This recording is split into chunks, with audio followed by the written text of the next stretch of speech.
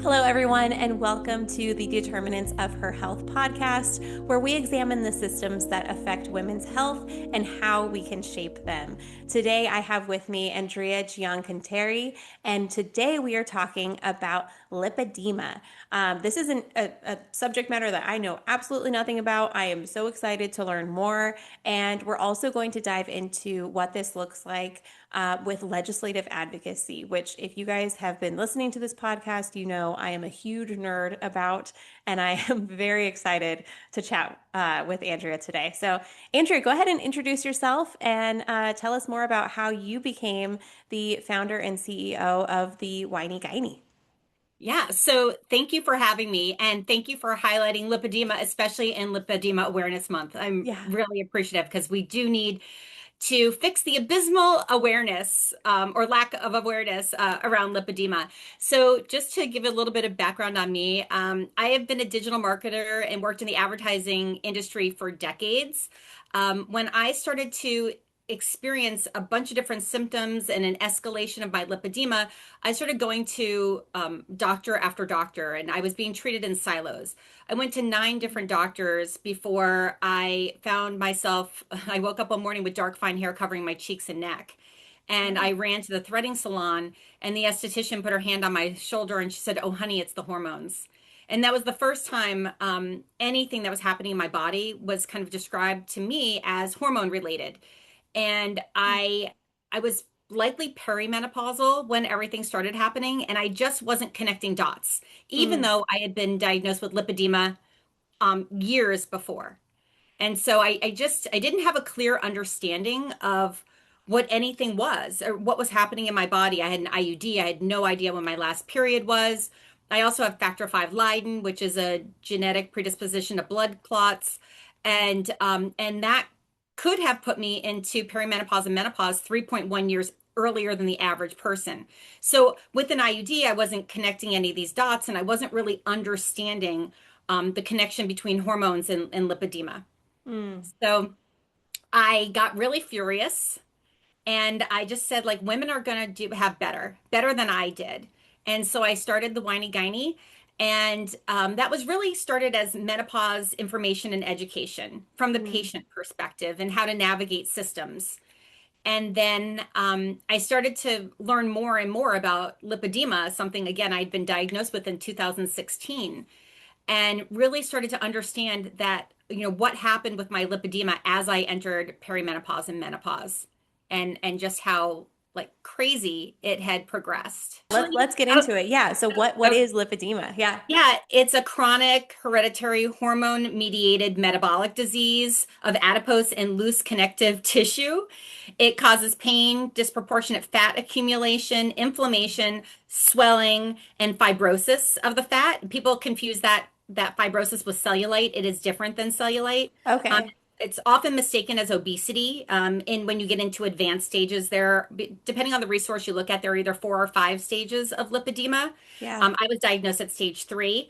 And so the tissue behaves differently and can contribute to mobility problems, joint stress, and disability. And so in my case, I had progressed to stage 3 lipedema.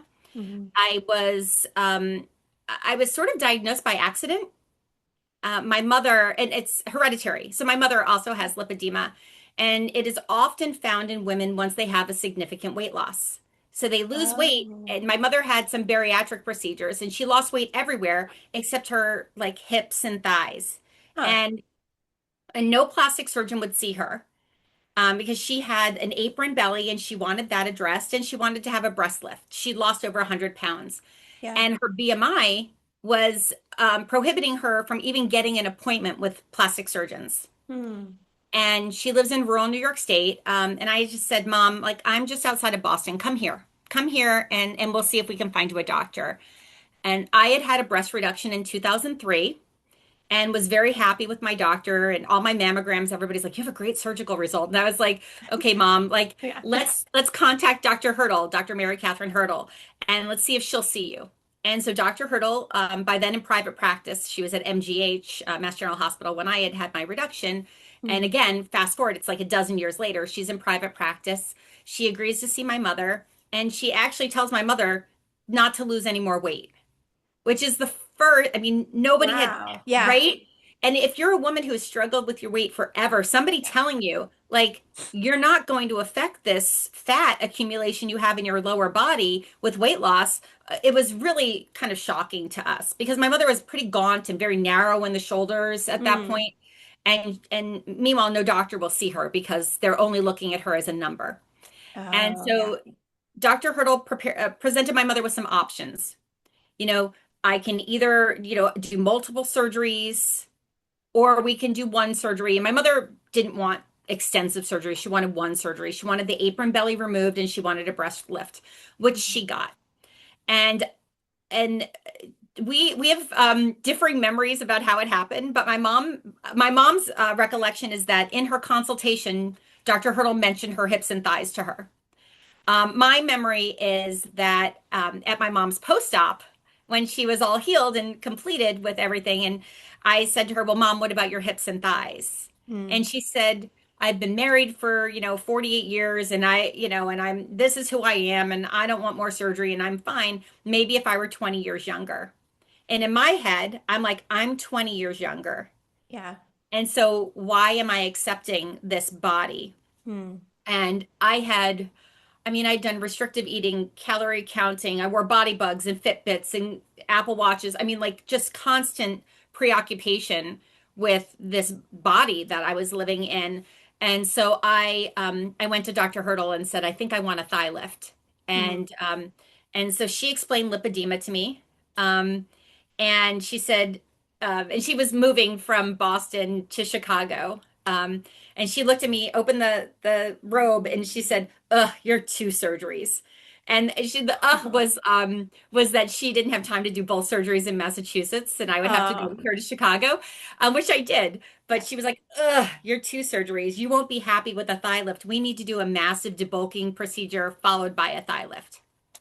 And that's when I really learned that the condition that we have, my mother and I, and my aunt and several other people in the family, the condition we have is fat that is resistant to caloric deficit.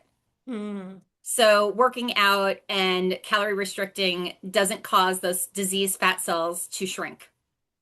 And in fact, some of the exercises I'd been doing for my whole life, like high impact, right? Because calories in, calories out, Yeah. likely contributed to the progression of my disease.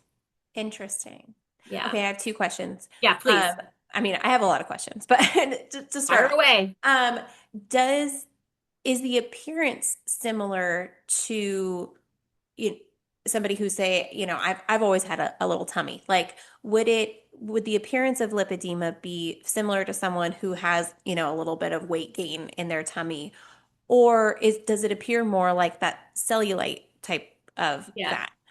Or It not it fat, but appears, cellulite. yeah, it appears because it's fibrotic, Hmm. it has more of a cellulite-like appearance, but if you squeeze it, Hmm. it's very rippled and dimpled Interesting. in a way that cellulite is not. It Okay. also, when you feel it, because I have not had my arms dressed, so I have Yeah. lipedema arms. When you feel it, it feels like nodules under the skin or peas under the skin. So if you were to squeeze my arm and move your fingers around, which I have actually had people do, Yeah. it's a completely different texture. The fat, it has a completely different texture than typical fat or cellulite. Okay. And does Yeah. it also affect visceral fat, the fat that's like in between organs? It does not appear to. Um, Okay. and one of the things I was actually told was that with lipedema, the fat's not coming up and around our organs. It's actually, Oh. we're not technically unhealthy. Yeah. And then there's a measurement now. People always talk about your waist to hip ratio versus BMI. Well, that Oh. measurement doesn't work with people with lipedema Yeah. because it typically presents in our hips and thighs. That's like stage one starts there. So our waists oftentimes look very small, and then we have these exaggerated hips. So with the waist to hip measurement, Yeah. supposedly we look really healthy. but, That's but like I'm 30 pounds lighter than I was when I was, disproportionate. yeah. And I mean, I wasn't healthier then than I am now. Yeah. Yeah. That is so interesting. Is there an age at which this starts to present in women? Yeah, it typically starts at times of hormonal fluctuations. So Okay. puberty, pregnancy, perimenopause, menopause, and sometimes the introduction of birth control. Okay, that makes sense. So that's Yeah. pretty clear that there's a hormonal component, a Yeah, significant hormonal component to that. very much And so. it sounds like that wasn't evident when you first got diagnosed. No, so I got diagnosed in 2016. So Hmm. I was like, in my early 40s, or 2015, around in there. And so I just thought I had my mom's body. Yeah. Right?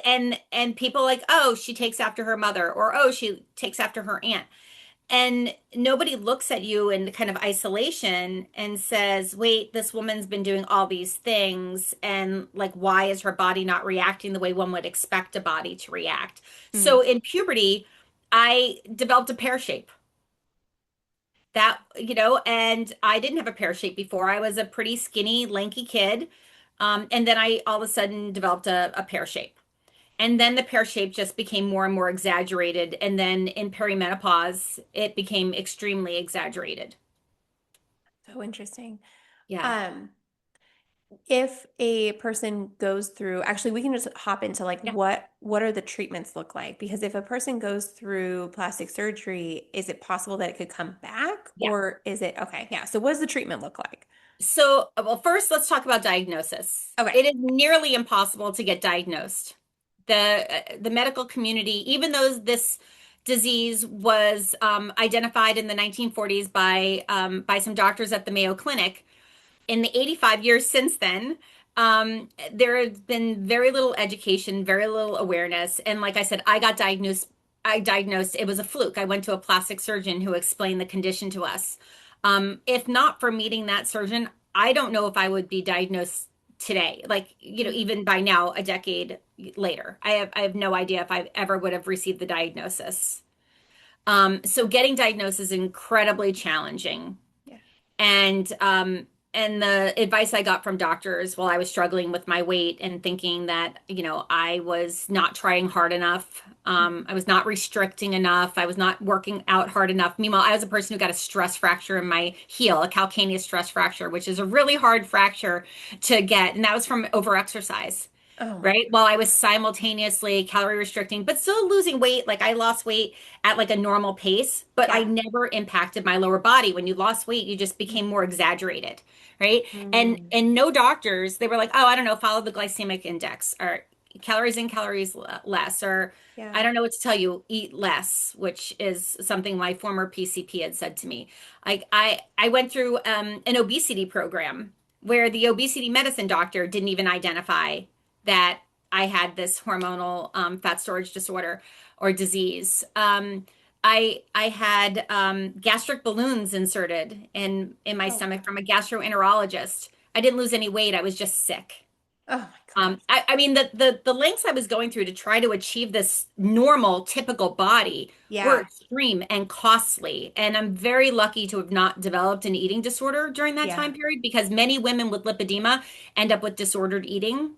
And it's because society does not support us and we're led to believe that everything's our fault. So Yeah. getting a diagnosis is really hard. We need medical professionals to understand this condition because the minute I understood it, I let go of every bit of shame and guilt that I had held. Yeah. It took my mother many more years to do that. Yeah. When I told my aunt, and I was sorry, I'll get emotional. Yeah. I I was on the phone with her and I said, "We have this condition." Yeah. Oh, I'm sorry. And I just heard like an exhale, Oh, like an exhale of decades of Overeaters Anonymous and food restricting and all this come off because she was always on some like my mom and I always did like mainstream stuff except for my gastric balloons. Those were crazy. But my aunt had always been super restricting, super, super restricting. And when I said the words to her, it was a it was an audible exhale. oh man. And I wish that for every woman that I talk to about this condition, that audible exhale and release of shame and guilt.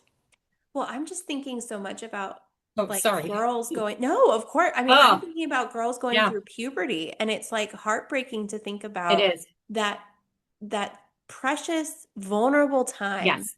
when, you Yeah. know, body, and especially during that time, bodies are so different. And so I Yes. remember like looking at my twig of a friend Hmm. and being like, what am I doing wrong? And it's Yeah. like I'm 13 years old. I'm not doing anything wrong. I'm living my Yeah. life. My metabolism is high, like nothing is wrong, but Yeah. I'm just not shaped like somebody who is small.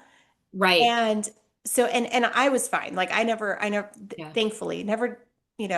developed any kind of disordered eating or anything like that, Right. but my heart is just breaking thinking about a literal child who Yeah. has this condition and doesn't understand why they don't look like their friends.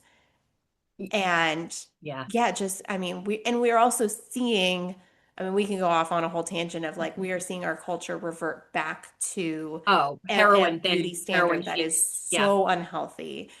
And Yeah. so, yeah, that is just heartbreaking. Like, I understand getting emotional. Like, I mean, Yeah. to be able to see your aunt finally let go of a shame that she's held for her entire life, like that would be, yeah, Yeah. that would move me as well. Yeah. And that was because my mom and I never, we're a little, our personalities are a little different in that we don't think we're bad, right? We Yeah, never had bad associated with our size. I wanted to be typical, but yeah. I didn't think I was bad. My aunt was is different than that. She associated everything with things being her fault and Mm, her responsibility, and so while I was working like crazy in the gym and getting weighed in every week and all that kind of stuff, she was like daily, like, I mean, really beating herself up. mm. And like, we also have funny things we say, right? She went to the Fashion Institute of Technology. She knows how to dress a body. She's never met a shoulder pad she doesn't like, right? Like, because if you bulk here, you can have a slimmer appearance lower. And then, as she progressed into menopause and things like, that camouflaging became more difficult, right? And Mm. so my mom and my aunt are the same ages, and oddly so, it's my mother and my father's sister. So I had it from both Oh, sides of the family. Yes, isn't that I that really is, yeah, because I just super assumed it was your mom's lucky. sister. Yeah. No, my mom's sister actually didn't have it, which Oh, is wow. which is interesting because one sister can look completely different than others, and we see that with a lot of people where somebody in the family will have it in a generation, and then they'll have to look to one or two generations above before them to see it again. But I was able to see it like my whole life, right? So anyway, getting diagnosed because my mother got diagnosed when she was like 63 or 64 at the same time, and I'm 20 years younger than her, so like I was in my early 40s. By then she was like, I'm not going to do anything. I'm not going to make any changes. And when she said, but maybe if I were 20 years younger, I was Mm. like, okay, I'm doing it. And I just head down and figured it out. And that was cash pay. Um, and it was travel and it was caretaking.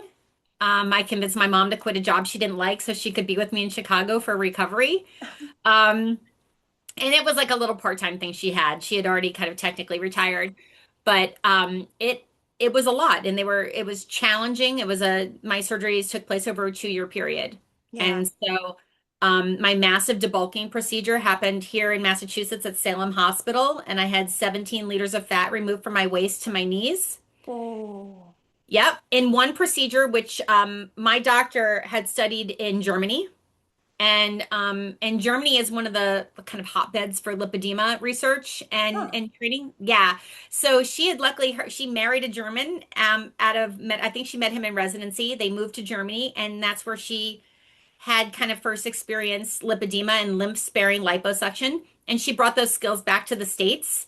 I met her. She did my breast reduction. She's super skilled, sadly retired, but super skilled surgeon. Then she did my debulking. And when I went into surgery, she was only going to take like 8 to 10 liters of fat, which is still a lot in one procedure. But she was monitoring my fluids and my bleeding and all the different things that she had to monitor. And she was like, she needs more. And she kept going, which being a cash payer, I w she was Yeah. able to do that for me because she wasn't, tied to some sort of insurance restriction or something. Mm, We see doctors doing one leg at a time and stuff like mm. she just did from like really like right below my bust line to my knees, in front and back. Um, and took 17 liters because I was doing so well. Right. Wow. And so she just operated as long as she could. And the really funny thing is that was her last surgery at that hospital, and they were having a cake for her. And they had to hold the cake. They had to hold the celebration because she wasn't done operating. And so she just kept going on me until she was really happy with the results. Yeah. And then she got to have cake, and she got tennis elbow from doing my surgery because performing liposuction is and this is specialized liposuction limb sparing, not just like your run of the mill liposuction. She Hmm. got tennis elbow because of just how violent like the cannula, like that motion Yeah. is, and because she was operating on me for many hours. That is crazy. And that must have been a brutal recovery.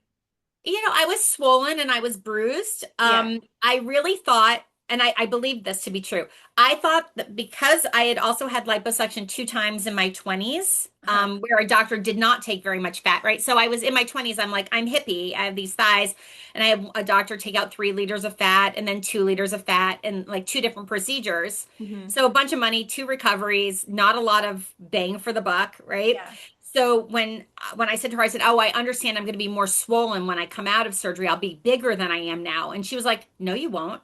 And I was like, Yeah. "What?" And it was because she took such a large volume that Yeah. even with all the swelling, my legs were smaller post-op than they were when I went in that day. Wow. And so it just meant wearing compression garments, keeping my legs elevated, making sure that you eat fruits that start with the letter P because most of them are diuretics and they get the fluid moving. Uh-huh. Um, and just prioritizing protein, which is something I then learned to do in menopause. So Yeah. my recoveries, I don't have kids, but I guess I liken them almost to childbirth is like you kind of forget how hard recovery was. Yeah. And so luckily, I sort of have I don't have memories of that procedure being horrific. Yeah. Yeah. Because I would imagine, I just thinking about all of that tissue being removed and like, you know, I was like, that can't I be can send you a picture. comfortable. I actually have a photograph of it. It's Oh, I want to see Yeah, it. I'll send you the picture. I have a whole surgery folder on my phone. Oh, Um it's a lot. I yeah. mean, to see it is wild. That's got to be pretty wild. And then I compare that to what she took with my calves, Hmm. and like what she took in my calves is what the one surgeon took in my thighs, like in my 20s. And Yeah. it looks like nothing. It's so crazy. It's so little. Is So so really crazy. finding a doctor that is skilled in doing that lymph sparing large debulking because you don't want to be recovering from 7 surgeries. No, no, no, no. Yeah, Yeah. Which is yeah. And happening to women. Yeah. oh, that's unfortunate. Yeah. Who would be the best person to diagnose this, or what would be the best specialty? Yeah. So there's controversy there. Okay. So people will say obesity medicine. That route didn't really help me. And then a lot of people with lipedema have normal weight. So they will never see an obesity specialist, which is interesting. Um, Endocrinology is an area where you may or may not have luck. Mm. Vascular doctors, an area where you may or may not have luck. Dermatologists, you have to really, the people I want to start diagnosing are the people who see women with no clothes on from the waist down. Your Mm. dermatologist, your gynecologist, or the obesity medicine doctor or endocrinologist, those people who are supposed to understand weight issues, fat issues, um, and actually have the ability to witness the skin. Yeah, that makes sense. Yeah, especially with dermatology, if you're already, undressed and they're looking at your skin and touching it, I'm sure too. Yeah, that would be, Yeah, yeah, it is very it.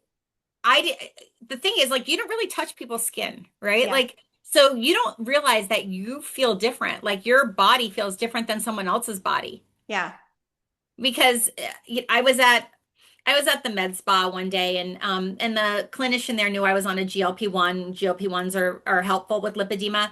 Okay. And she said to me, Andrea, can you talk to this person, like this woman who is contemplating going on a GLP, and these were compounded GLP-1s, and that's controversial in its own route, or its own way. But I went and I talked to the woman about my experience with GLP-1s. And what they really do for me is reduce my inflammation exponentially. Like it's crazy how much my my inflammation is reduced. So I was talking to this woman. I came out, and this other woman had been eavesdropping dropping in the waiting room, as women do in a med spa situation. Everybody wants to know what somebody else had done, Yeah. right? And so she was like, "You're on a GLP-1?" And I was like, yeah, I am. She's like, "Well, you're normal weight." And I was like, "Well, yeah." I mean, it was no boundaries, right? No filter, no Yeah. boundaries. Like, yes. And I said, "Well, I have a hormonal fat storage disorder, because I have to get used to calling it a disease, which it is. Mm. I have this hormonal fat storage issue, and it comes with a lot of inflammation, and I have to keep my weight down so that it kind of stalls progression. I have to be really careful." And she said, "Are you sure you weren't just big?" Yeah, exactly. The biting of the tongue, right? Well, I like whipped off my shirt. I had a tank top on, and I said, "Feel right here." And she was like, she went to do it on herself. I was like, "No, on me." And I was like, "No, squeeze harder. Feel it Yeah. out." I said, "Do you feel that?" She's like, "Yeah." I said, "Is that what your skin and fat feels like?" She's like, "No." I was like, "Yeah, so it's real." And I say to myself, if I hadn't had my legs done already, would I have dropped my pants in the waiting room? And it's really Mm. possible that I would have. Right? I mean, Yeah. I it's really interesting to have a disorder that might affect 350 million women in the United States alone, Wow. okay? Not be recognized or thought to just be somebody's fault and not real. Yeah. It's pretty wild. And I will say I don't think that woman will ever forget what lipedema is Mm. or forget that it's real. And then maybe she'll be better to the next woman that she runs into, Yeah, for which sure. is always kind of my hope, right? Is Yeah. even if I go at it kind of hard, I hope the takeaway is something good. Yeah. But yeah, so from a who should diagnose it, I wish every doctor would understand that certain body types, and once you understand what lipedema is, you will see it everywhere. That's so interesting. Well, I'm thinking especially of like primary medicine, just because they're your first, and especially with certain types of insurance, like they're your gateway, right? They're the gatekeeper. Yeah, So yeah, I would think that a primary doctor would really benefit from understanding this and not just jumping to, okay, how, like what's your calorie intake, what's your, calories in, yeah. calories out situation, and understand it better, because I think that would be really helpful. I would love that. Primary care is overburdened Yeah.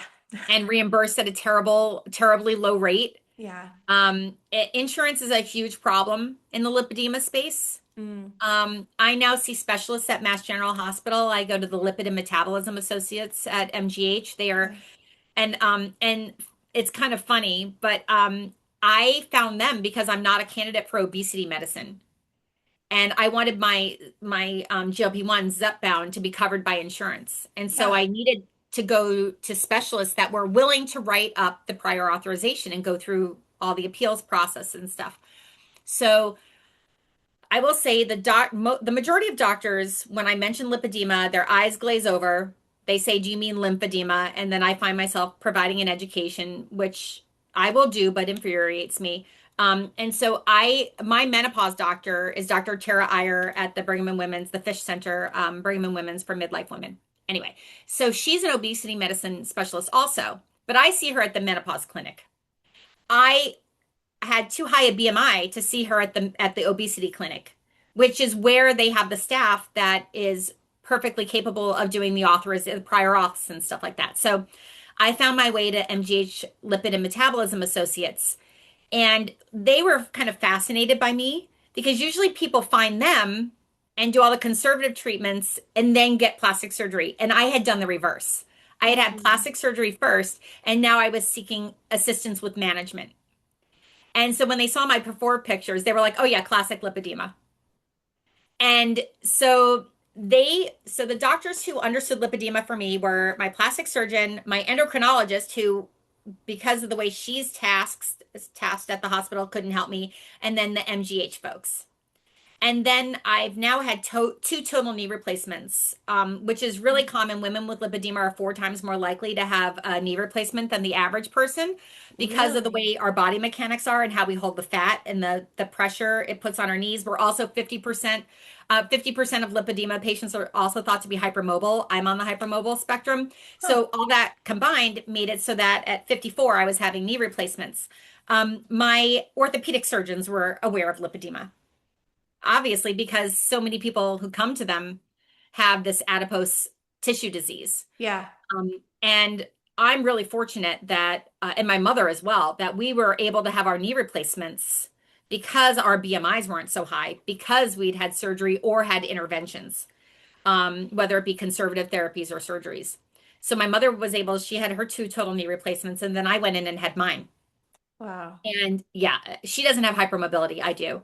Yeah. And so my orthopedic told me that they have female patients that with lipedema that are completely caught in like a catch 22. They're Mm. not mobile enough because their lipedema is advanced so much so they don't qualify for knee replacement. And they can't have lipedema surgery because they're not mobile enough. Ugh. So they're in this spot. And I feel so fortunate that we had our interventions earlier Yeah. and we're able to, at least in my mother's case, learn to manage the condition. In my case, have surgical intervention and then manage so that we're not those people who are like in a wheelchair or on a jazzy scooter because our knees are so busted up and we're too heavy to have surgery because a hospital won't allow a surgeon to operate on us. Ugh. It's it's pretty crazy. That is really crazy. What does the management look like outside of plastic surgery? Yeah, so conservative measures include manual lymphatic drainage massage, Oh, which I think helps more temporarily than anything. yeah. Compression garments. And so I will say, I was already doing the conservative measures before I met the lipedema specialists at Yeah. MGH, because I found most of these things when I was recovering from plastic surgery. So a lot of the things you do with plastic surgery recovery, those are things that I adopted and kept with me. Compression, walking, drinking a lot of water, managing my weight. Those were things that I kind of learned through plastic surgery recovery. And then they were just kind of reinforced when I went for treatment. So it's manual lymphatic drainage massage, which I did in surgical recovery, compression, which I've done since surgery. So Yeah. I've worn compression for a decade. When I fly, I wear compression socks and compression pants. Elevation. A lot of people like dry brushing. Um, I I'm like a compression pant. I'll get on the vibration plate Yeah. because you're kind of moving things around. That's controversial of whether it works or not. Doing more exercise that's less high impact. Mm. My knees did that for me. Um, Yeah. right? As I'm still recovering from my knee surgeries. I had my left knee done December 19th of 2025 and my right knee done March 30th of 2026. So I'm still in recovery from that. And then GLP-1s for the management of the fluids. So like I was off my GLP-1 with my surgeries because it slows your stomach emptying, so they want you to go off them early. Yeah. I went back on my GLP-1 after my second knee replacement, and I had a lot of swelling with this right leg. And I lost 5 pounds in 4 days, and Oh, my swelling went way down. And then by the next injection, so I injected 2 weeks in a row, and I was down 12 pounds. And that's not fat and muscle loss. yeah. That's clearly inflammation leaving my body. Yeah. And it wasn't like I changed my diet radically during recovery. It was just like I just was swollen. Yeah. I was just super swollen. So yeah, GLP-1s, compression, vibration plates, manual lymphatic drainage massage. And there are these really awesome a pneumatic pump or pneumatic boots, which I had already found pneumatic boots, but I want the professional pneumatic pump. I had a demonstration of that. That's one of the things that the lipid and metabolism folks or your MLD can prescribe for you. They cost like $8,000 though. They're really Oh, expensive. And so you have to get insurance to cover them, and insurance makes you jump through hoops and whatever. But there are these compression garments that you put on and you wear them for a cycle, and it essentially mimics MLD, but you can do it daily. And in just the short demonstration I had from Tactile Medical, those are the folks that manufacture the ones that my doctor prescribed. I lost centimeters from my body in a whoa. I mean, you put them on and then, I mean, then you're running to the ladies' room. Okay. And then all of a sudden you're like just Whoa. smaller. It's, That's, it's pretty, it's pretty wild. yeah. Yeah. Are there links between lymphedema and other inflammation conditions? There are, so there's not, we need a lot more research Yeah. to happen, but I attended the lipedema symposium at Harvard Medical School earlier this year. Mhm. And so there are connections with hypermobility, there are connections with Ehlers-Danlos Yeah. syndrome, which I don't think I have EDS. Yeah. Um, That's the one where I your joints are super loose, right? Yeah, but I Yeah. mean, like my joints are super loose. Okay. I mean, I can do this. Yeah. I can praying hands behind my back. I mean, Yeah. like my thing in my knee recovery is my surgeon is like, don't hyperextend. I'm like, Yeah. it's my anatomy. Like so Yeah. yeah, Ehlers-Danlos, there are several different kinds of Ehlers-Danlos. But Ehlers-Danlos hypermobility disorder, Mm. HEDS is what they call it, or HEDS.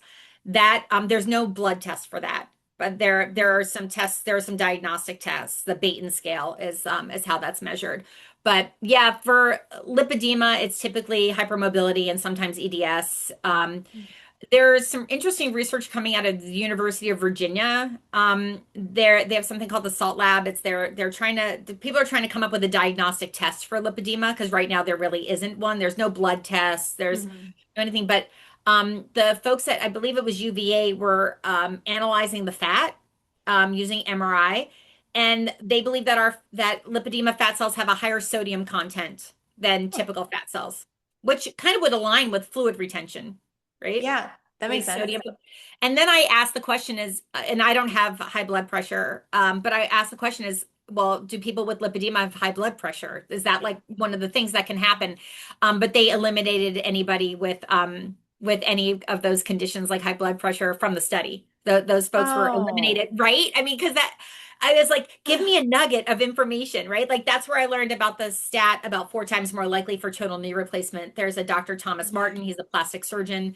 He studied 189 cases of people who would come to him. He looked at who had knee replacements, and 16% of the population versus the typical 4% is how the 4 times more likely instance of knee replacement is this. That's the stat I came away with from that.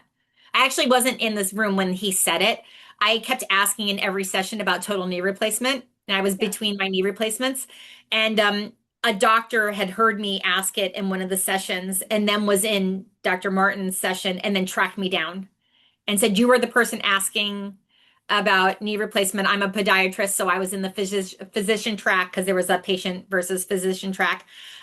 She was like, I heard you ask that. I'm a podiatrist. I was in the physician track.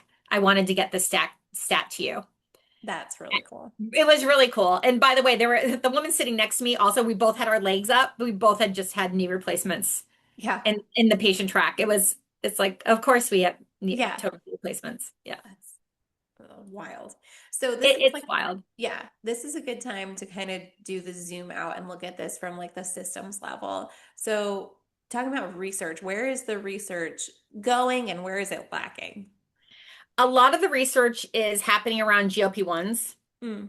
and how effective they are, and the medications that doctors are using, and how the doctors are trying to work with the insurance system to get that covered. That was a big thing. There are also some studies happening at some of the universities, like I mentioned, UVA.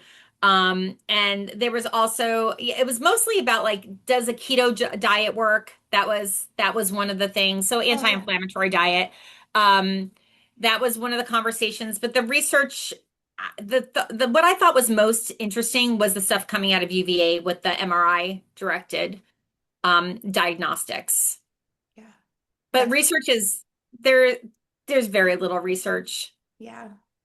That's Um, pretty consistent, well, unfortunately. I mean, it tracks, right? Yeah. 1% of NIH funding goes to women's healthcare that isn't reproductive related, so it totally tracks. Yeah. But we might be as strong in numbers as diabetes numbers, as endometriosis numbers from a volume perspective. And so there's so much fat phobic culture that it's much easier to not diagnose the person and let the woman just live in shame, fear, guilt, and thinking that something's her fault versus something. I mean, lipedema is likely not going to kill you unless you become very immobile, get a blood clot, and die, right? Like Mm. it'll impact you. I mean, for sure, but it's not diabetes, Yeah. right?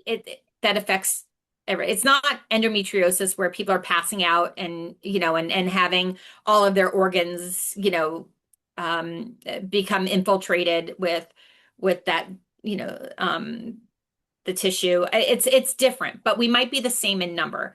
Yeah. um our culture does not support a diagnosis for or research in this area.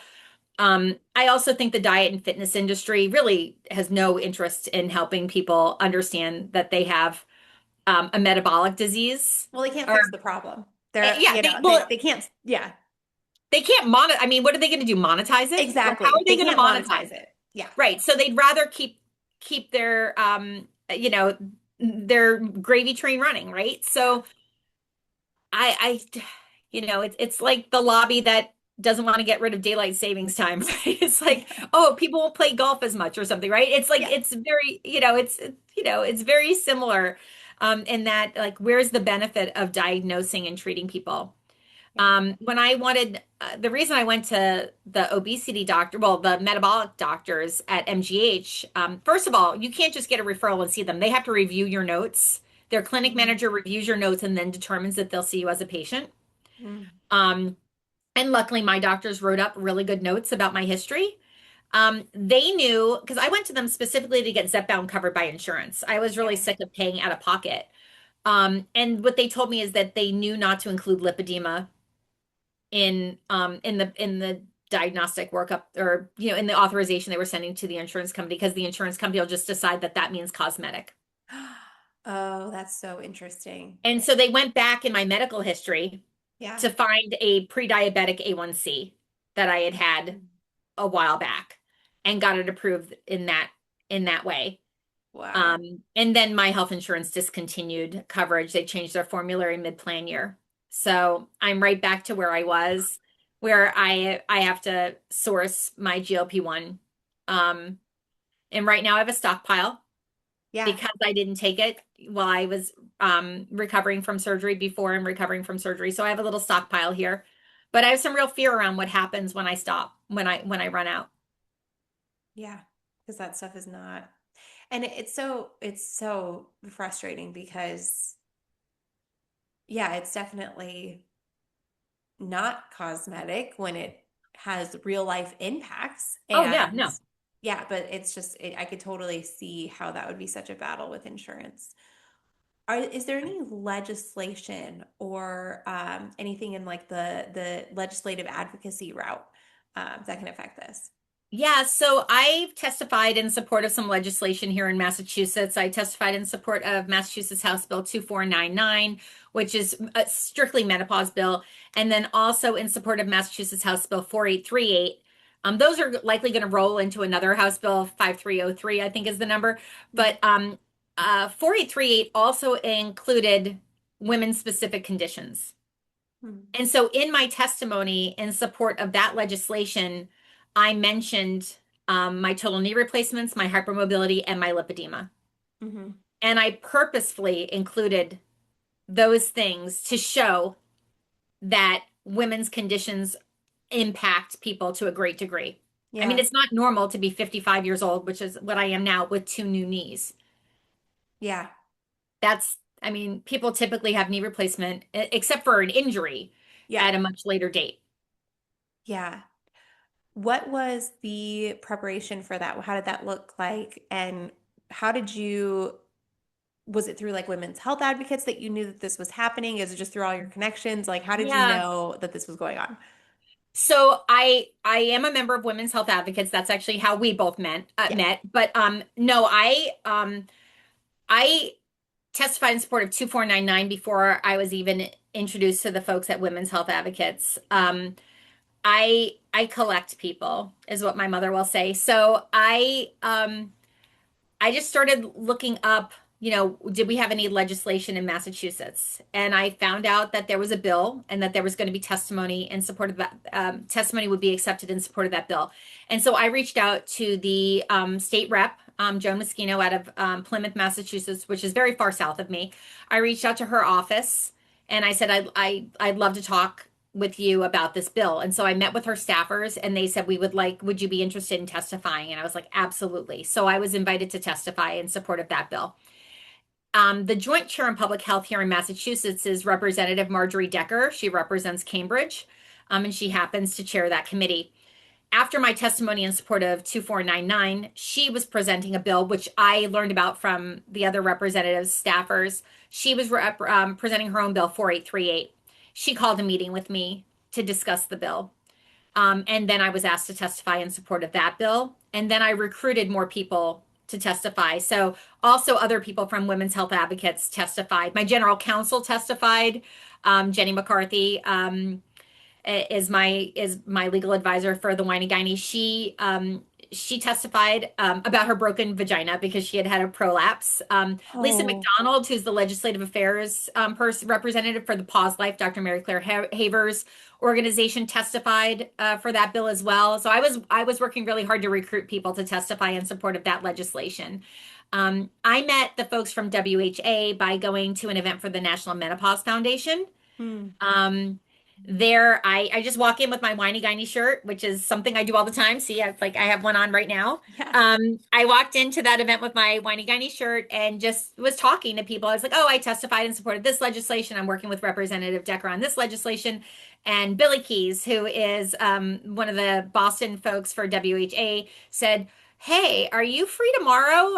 We have a WHA meeting. And I was like, what is that? And I was like, oh, sure, I'll join that. And then from that, I was asked to present the Massachusetts menopause legislation at one of their events here at the law firm Goodwin Proctor.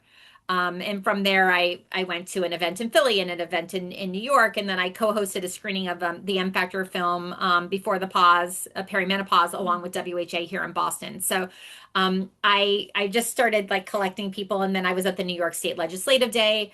And I want to pepper in lipedema conversation with all of these things.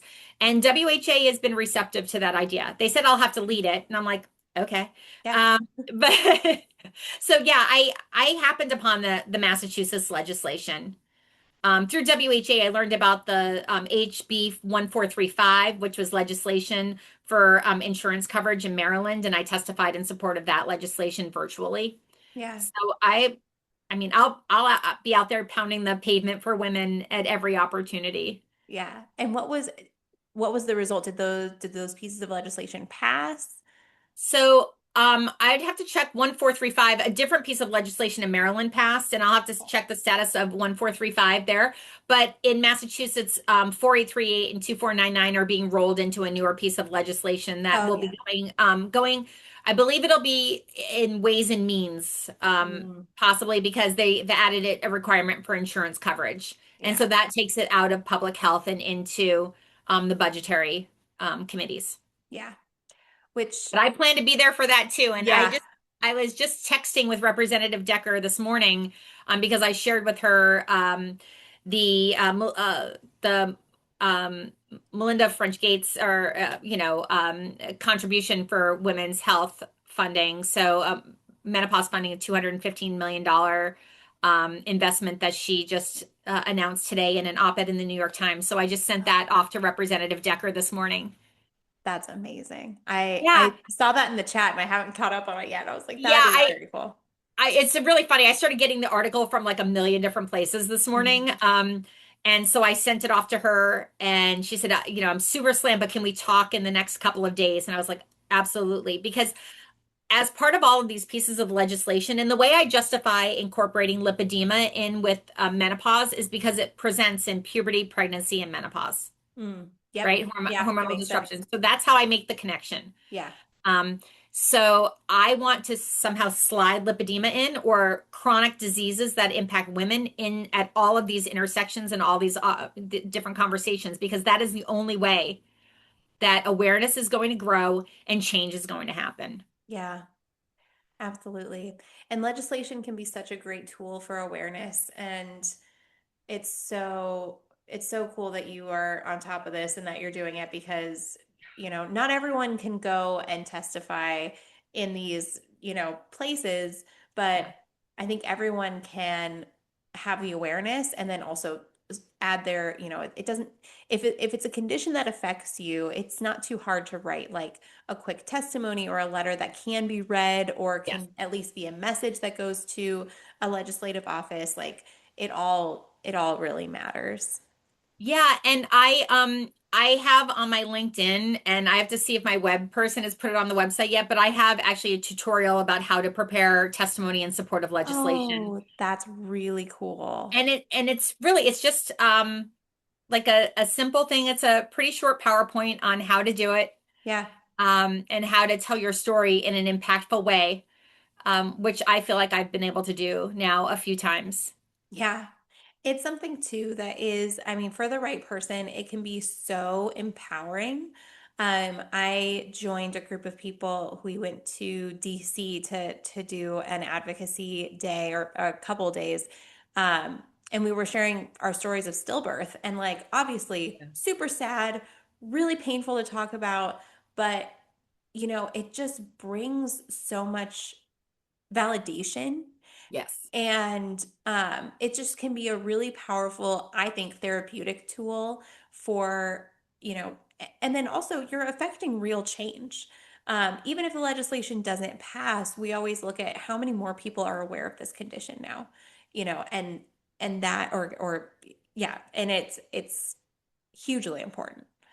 And also you find community, Yeah, and community is huge. I mean, I got with lipedema, I got diagnosed along with my mother. Instant community. yeah, That that was a big deal. And then we brought my aunt into the tent with us, right? yeah. And then since I've been diagnosed, and since I've come to understand more about it and I've become more comfortable, because I've seen so many people with lipedema, Mm, and I said, do I tell them? Do they know? mm, And I've now, four different occasions, essentially approached strangers, mm. which has been really scary, Yeah. because you don't know how somebody's going to react. Um, I approached one woman I didn't approach directly. This is the first time I did it. I was at Logan Airport. I was, flying to a surprise party, and I was at the gate, and this woman was across from me, and she was so classic lipedema, Mm. classic, classic. And she got up and walked away. And I said to the woman who was sitting next to her, I was like, "Is that your mother?" And she was like, "Yeah." I said, "Does she know that she has a metabolic condition called lipedema?" And she was like, "No, wait, what?" And she leaned in, turned out she was a nurse. And I just started talking to her. And she was like a nurse in gynecological care or urology, something where they would see somebody from the waist down, right? Yeah. Um, and she leaned in, and I just started telling her about it. I was like, I was diagnosed, I've had surgeries. I always wish that somebody had told me earlier. Mhm. And this is really scary for me, but I wanted to share. And her mother returned. I honestly thought she would tell her mother later. Yeah. But her mom returns and sits down. She's like, "Mom, this woman says that you have a condition called lipedema." And I'm like, "Oh my God, what's going You're to like, happen?" okay. I'm like, "Oh shit." And and the woman, you could tell she was so conditioned to believe everything was her fault. And I recognized her behaviors are very similar to my mom's. Up until recently, my mom has gotten much better after me telling her all the time, like, "No, mom, that outfit is not going to fit in 10 pounds. Like when you lose 10 more pounds, that's not going to happen." Mm. And she was like, "Oh, I've always been like this." Like it, just kind of dismissive. Um, but the woman, her daughter who I'd spoken to said, "I think my daughter has that." So the granddaughter. And so I think about, like, if that helps her daughter, who Yeah. is like teenager, Yeah. then that wasn't wasted breath or wasted conversation on my part. Like, and the woman didn't tell me like, "Shut up, don't say," like, "Don't Yeah. comment on my body," which is because you want body Yeah. positivity and all that stuff. But I want people to not feel guilt and shame, Yeah. or to feed into these systems that are just stealing our money. Yeah. Right. And then the next time I said something, I go to these book talks and these events at an old client's house. So it's very close. Yeah. And I kept seeing the same woman over and over again, attending the same events I was attending. But I was like, this person I'm going to see again. Yeah. Like, what do I do? Yeah. And we just happened to be leaving the event at the same time, and we were both by ourselves.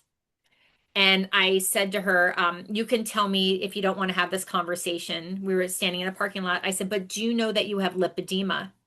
And she did know. Oh, wow. And that turned out to be an incredibly powerful moment. We stood in this parking lot talking to each other and then hugging.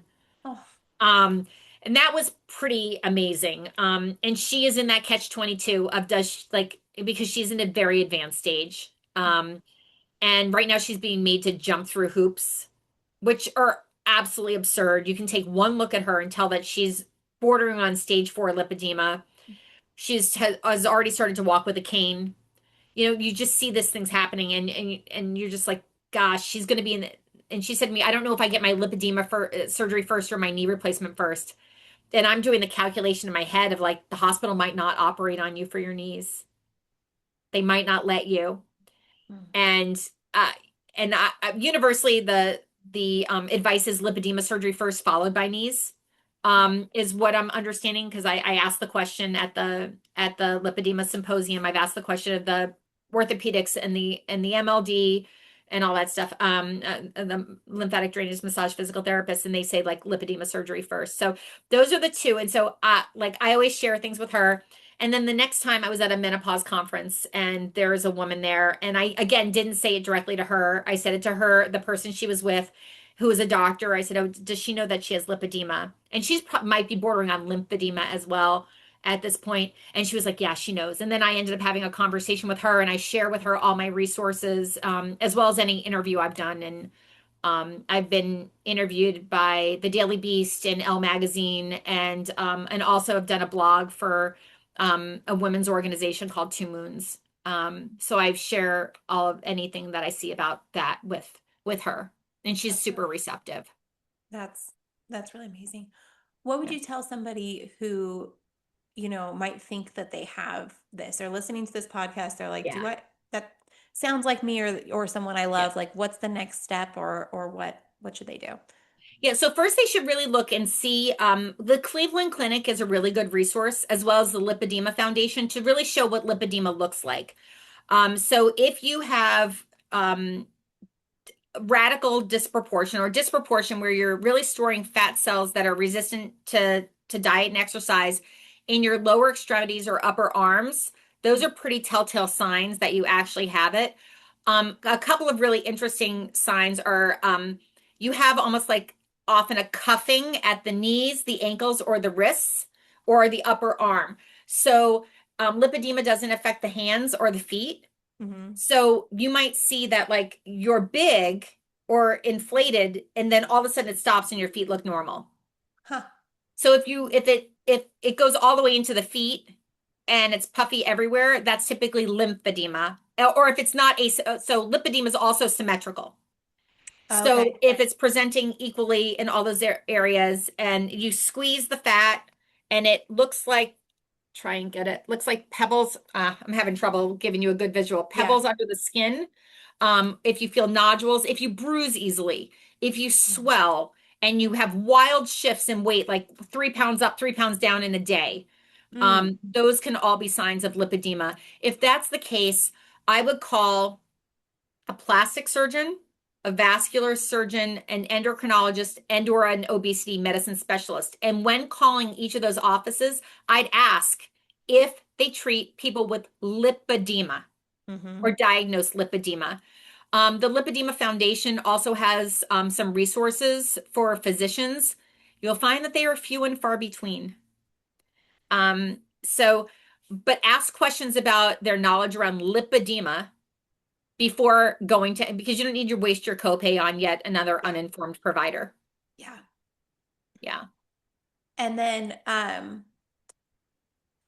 yeah, is it worth it to try to go the route of informing and educating the provider if they're, say, at their primary appointment and they aren't able to see a specialist without that referral? Yeah, I would work to educate your own doctor. Yeah. My PCP is a triage guy. He sends you to specialists for everything. Like Yeah. that's his thing. And there are times when that's frustrating and there are times when that's great. And when you Yeah. want to see a specialist because you know your body and you know you have a condition that is fantastic. Yeah. Work hard to get the diagnosis put in your chart, Mm. right? Yeah. Show up with the pictures from the Cleveland Clinic or from the Lipedema Foundation. Show up and say, like, this is me. Do you Yeah. see this? This is me. This condition was identified 85 years ago. It's real. You've seen me for all these years. You know my weight up, down, whatever. Yeah. Um, like obviously this is a clear case. There's also a virtual lipedema summit coming up that could be interesting. I also am a moderator of a Facebook group called Lipedema Besties. Um, you can check out the blog I did for 2 moons or my contribution to the Daily Beast piece or the piece in Elle magazine. Doja Cat recently came out and said that lipedema runs in her family and that she believes she has it. And so that's prompting a little bit more attention. Yeah. Um, but we also don't say that you learned about it on social media Mm. because immediately people are dismissed. Um, I found out about this disorder on TikTok Yeah. is it might be true because really my Totally. my most viewed video ever, like probably combined with every video I've ever done, is 3 million impressions about my mom's stage 1 lipedema. It's Mm. a TikTok video that then spawned hundreds of thousands of video views from because I answered all the questions with videos because there are a lot of questions. Some of the commentary was super annoying. Like that body is T. Is it wrong that I low key want this? I mean, like absurd, like Yeah. absolutely absurd stuff. I was like, you want a metabolic disease? Yeah. You want to potentially become immobile? Like get your head on straight. Yeah. But like TikTok, people on TikTok love lipedema content. That's It's true. I mean, it's lipedema so funny content is, what hits with TikTok. It's always so yeah. bizarre. Yeah. TikTok is all about for me. It's pinned on my page. Yeah. It is my highest viewed video. And then the anniversary of that video is on the 10th of this month. I will likely repost it and we'll Yeah. see how much it blows up from there. But TikTok loves lipedema. That's Instagram, not so much. yeah. Facebook loves a knee replacement. Like you really like it, it's wild because I posted about all of these things and I Yeah. post cross channel. And yeah, TikTok loves lipedema, Instagram loves menopause content, and Facebook loves knee replacement content. Menopause and especially I think perimenopause, at least for me, Yes. I see so much perimenopause stuff. Oh yeah. But it's because people are just trying to grasp as much information as they can because it's just they're not getting the information from somewhere else. I No. had the same issue with ADHD. I came to my Yep. therapist and I said, I've been seeing a lot of stuff about ADHD. I read this book on ADHD in women. I think this is something I might have. She went and pulled out the DSM-5 and said, "No, I really think that you're actually closer to anxiety than you are to ADHD." And I was like, "Yeah, I'm anxious because I can't keep anything inside my brain." Like, yeah, obviously anxiety would Yeah. would come up because of this. Yeah. But Yeah, there are odd similarities and connections between all different things. So mhm. I'm dyslexic. I have a high functioning dyslexia, Yeah. which is not that I reverse letters, it's that if something's out of context, I can sometimes have trouble answering a question. It really was happened Oh, more during like standardized tests than it kind of presents in my regular life. yeah. Um, but in perimenopause and menopause, all my coping strategies like went out the table, or Yeah. out the door. See, Yeah. words, right? Yeah. So they were off the table. Like now I was a person who I don't take notes because I always had to really concentrate to absorb the information. Yeah. And so now I have to record things. Or Yeah. now I have to make a note in my calendar. Otherwise I completely forget that there was something I was supposed to accomplish. Yeah. And there are connections between hypermobility and neurodivergence. There are like all these different things. And it's like, okay, where are the intersections? How many boxes do you have to check to fall into this weird space? And yeah, Yeah. so I mean, are there an abundance of people with lipedema hypermobility disorder who are also neurodivergent? Like Yeah. what and where do those intersections happen? How do we know? And do we want the diagnosis in our chart? Yeah. Yeah. Oh yeah. It's it's fascinating. I know, because I have PMDD and ADHD as well, and those often go together, Yeah. which is Isn't that wild? it's so wild. When I first heard that, I it was through this book. It's called ADHD for Smart Ass Women, and I like that. it was great. And I'm trying to get her on the podcast. And when I heard that hormonal issues, like brain hormonal issues with PMDD and, you know, and postpartum depression and issues during menopause often coalesce or link with ADHD, I cried because I was like, oh my gosh, I'm not crazy. Like it was, yeah, yeah, Isn't it's it wild. just, it's wild when you have this validation Hmm. of, okay, like this is a real thing. Yeah, And no, it's not just my neighbors have started their lawn care people have just I arrived. can't hear it, so that's Okay, good. good. But it's really interesting. All these intersections, right, Yeah. are really interesting. Like I had dysmenorrhea, like doubled over period cramps that were so horrific. Hmm. Um, and is that tied to something? I don't know. My mother had endometriosis. Is what is that Yeah. tied to? Yeah. What, you know, I was never diagnosed with endometriosis. Did I have it? I don't know. I was put on an IUD. Mm.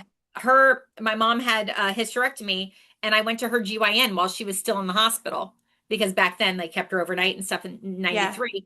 And he put me on Depo-Provera. He was like, your mother has had horrific endometriosis, really advanced. And your dysmenorrhea suggests perhaps your level of pain also suggests maybe you have endometriosis. We're just going to stop your periods. And I was on that drug for a decade, which is also tied to weight Oh, gain. I was on that drug for like 12 years. They don't allow anybody to be on that drug now for yeah. that length of time. And then from there, I went to low dose birth control, which actually could have killed me with my factor V Leiden, because I am one of those women who should never be on oral contraceptives or oral estrogen. Yeah. And then from there, I ended up with a Mirena IUD. Yeah. So luckily, the goal for me was always to stop the period so I didn't have the pain. Yeah. And and then so I don't know, are there connections? And we Yeah. need somebody to study that Yeah. to find out. Somebody, please listen to this Somebody and get on please it. like study. Yeah, so my suggestion for you is if you have the opportunity to testify again or Yeah. participate in anything, just come with all the topics. Yeah. Just come with all the different topics. Yeah. Well, this has been an amazing conversation. I feel like we've covered so much ground. I'm so fascinated by this topic now, and I really hope that the awareness continues. It's great that Yeah. TikTok's into it. Hopefully more people will know, and then they'll be able to break the shame that they've been feeling about their bodies. I mean, Yeah, especially that's the now. so and I just one thing I didn't say is the strategies I employed to make myself take up less space. Mm, Cross your legs tighter, right? You're in the airplane, like cross your legs really tight, bring in your elbow, like really just try not to encroach in anybody else's space in a theater, on a plane. Those are the things that are really hard. Like, being a high achiever in the advertising space and not wanting the invitation to any of the places where you'd be wearing a bathing suit. Right? Those are like in my regular life, I mean, always wore a sarong, like get up to go to the bathroom, sarong, drop the sarong when you get in the pool, sarong back on, off, towel, whatever. Like I had all these strategies when I was on vacations, but I never wanted to bring those into my professional setting. mm, Right? I never wanted a perceived weakness in the professional setting. So I like all the ways that I didn't want the MSN or the Microsoft invitation to the Hamptons house, right? I just you know, that was a great perk. And I was like, oh no, I'm not available. Like yeah. those kinds of things are really when you think about those. Or you talked about in high school when people are young, the things that kind of stick with you. I was a popular kid. I was a cheerleader, captain of the cheerleaders. I was student government, and I was in a really small school. I graduated from public school with 38 people. And so I Whoa. knew, yeah, in rural New York State, I knew all of my classmates. I'd known most of them since we were 6 years old. And in my senior yearbook, there's a remembers and forgets section. And I don't know who did it. I will likely never know who did it. I had like a purple rinse through my hair in like my junior year. And like I moved on from that. Like it was professionally done. Like I've always played with hair color. It's always been a fun thing for me. But in the senior yearbook, somebody under forgets wrote like the pair with the plum hair. And that's me. Like, and no adult flagged that. And no adult was like, that's not appropriate. And so it's in fucking print. Oh my God. Like, Who didn't? Yeah. right? Like Yeah. how did that get by someone? Yeah. Right? And how did like, I don't know, better thinkers not prevail? Yeah. Yeah. How did no one realize this is talking about, and not only just a person, but a high schooler, like a Yeah, kid. a kid. Yeah. And kids are mean. Kids are mean. And I'm sure I wasn't always the nicest to everybody, Yeah. but I mean, I didn't put anything like that in print. Yeah. Yeah. That's awful. I'm so sorry. It's okay. It's probably the same girl we had a burn book on, but who knows? 101 of so-and-so's lies. But I have no, we also lost that book. I don't know what happened to it, but it's gone now. It didn't make it in the yearbook, right? Yeah. It's not in But print. I We don't know honestly, for sure. yeah, I don't know. But like, you just like kids are not always very nice, No. And and yeah, adults aren't nice. no. So yeah. Not at all the same, but I had an underbite and I had surgery to fix it. And I just remember comments and things and just like, why do you always look sad? Because I look like an anglerfish.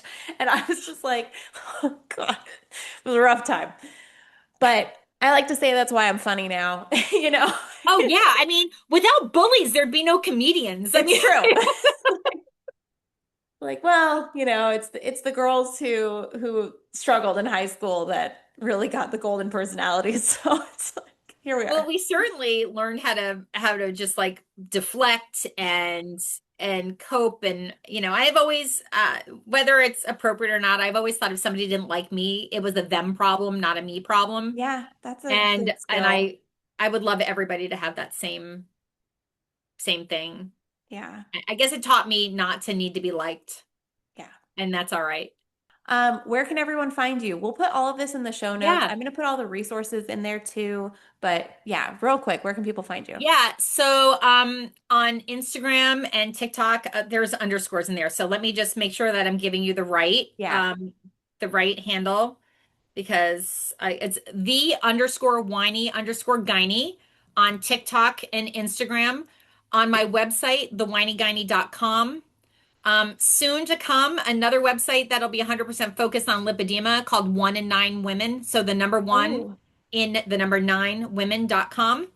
And then I'm working on finishing my book, which will have a form of one in nine women in the title. And I'll be sure to share when that is fully complete. that's very exciting. Yeah, that was crazy. I did that during my knee recovery. And Yeah, so it's every time I pick it back up, I just start editing. So I need to just like print it, read the whole thing, see where I need to make some changes, and then figure out the route I'm going to go for publishing, whether I very cool. self-publish or get an agent. But yeah, Oh, that's really exciting. Um, yeah, everyone, thank you so much for listening. Andrea, thank you so much for sharing so much of your story and also just giving us these amazing tools and resources. I think it's going to be super helpful for people. I love it. Thank you so much. Yeah. Well, thank you everyone for watching and listening. As always, please rate, review, subscribe. You can subscribe to our Substack or on YouTube. And I hope you all have a beautiful and healthy day.